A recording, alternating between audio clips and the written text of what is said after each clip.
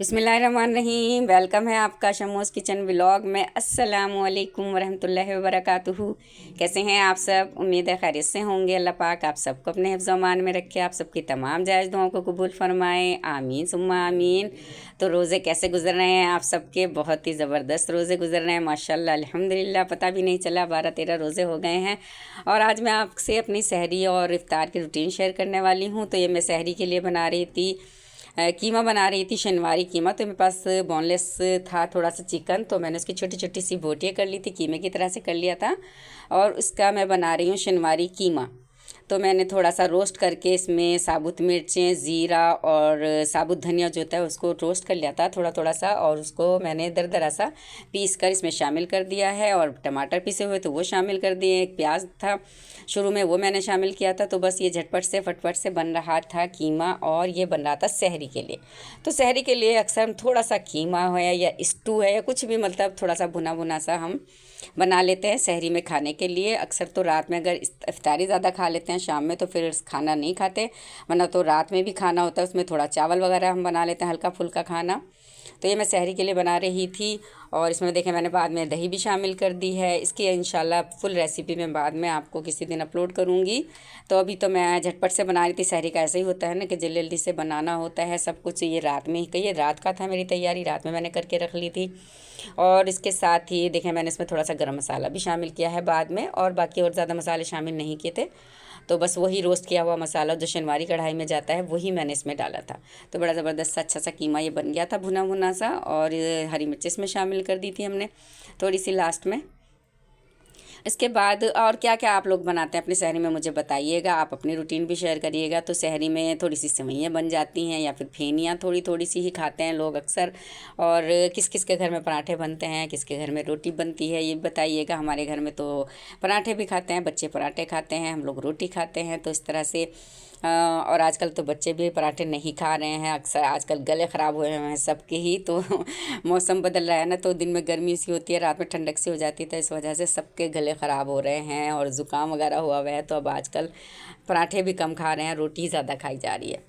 तो रोटी बना लेती हैं फ़ातिमा जी, और पराठे बनाती हैं सहरी में उठ के ये। और रोटी पर थोड़ा सा घी लगा लेते हैं, देसी घी लगा लेते हैं। और अंडे वगैरह फ्राई, जिसको अंडा खाना हो अंडे भी फ्राई कर लेते हैं।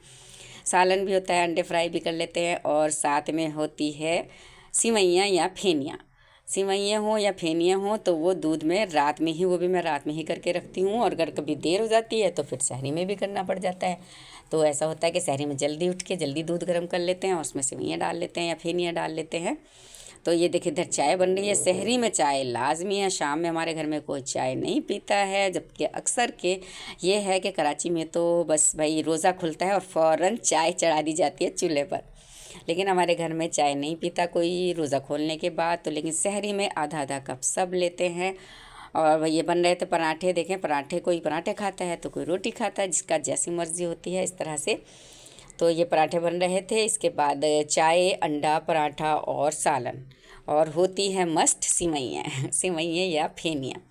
ये ज़रूर होता है, लाजमी होता है। छोटे छोटे जब हम लोग थे तो हम लोग इसी को सहरी समझते थे, कि जो सिवैयाँ डाली जाती थी दूध में या फेनियाँ होती थी, तो हम उसी को समझते थे कि ये सहरी होती है।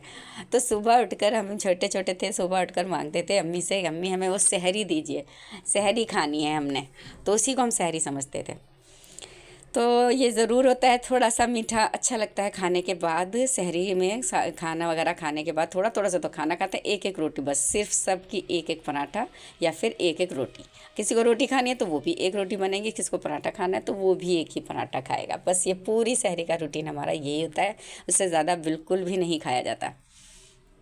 तो इस तरह से ये हमारी सैरी हो जाती है। और भाई इफ़्तार में क्या बनता है तो वो भी मैं आपको बता देती हूँ। इफ़्तार में सभी के यहाँ जो जो बनता है वही बनता है। ये मैं आपको दूध दिखा रही थी कि दूध को रात में ही बॉयल कर लेती हूँ मैं दूध को, और इसमें हम डाल देते हैं सिवैयाँ डाल देते हैं या फेनियाँ डाल देते हैं चीनी के साथ, थोड़ी चीनी शामिल करते हैं। और उसके बाद इसको अच्छा सा पका कर फिर इसमें फेनियाँ डाल कर रख देते हैं। और ये सहरी तक हमारा बड़ा अच्छा सा ठंडा हो जाता है और अच्छी सी फूल जाती हैं। जो भी होती हैं फेनियाँ होती हैं, सिवैयाँ होती हैं, अच्छे से फूल जाती हैं। तो ये थोड़ा थोड़ा सा एक एक प्याली सब खाते हैं। तो इस तरह से बन जाता है। और आप लोग क्या क्या बनाते हैं, आप लोग के घर में कौन पसंद करता है सेवइयाँ खाना, फेनियाँ खाना, कौन पसंद करता है मुझे बताइएगा। और आप लोगों की क्या रूटीन है, मेरी रूटीन आपको कैसी लगी मुझे बताइएगा। ये आ गई इफ्तार की रूटीन।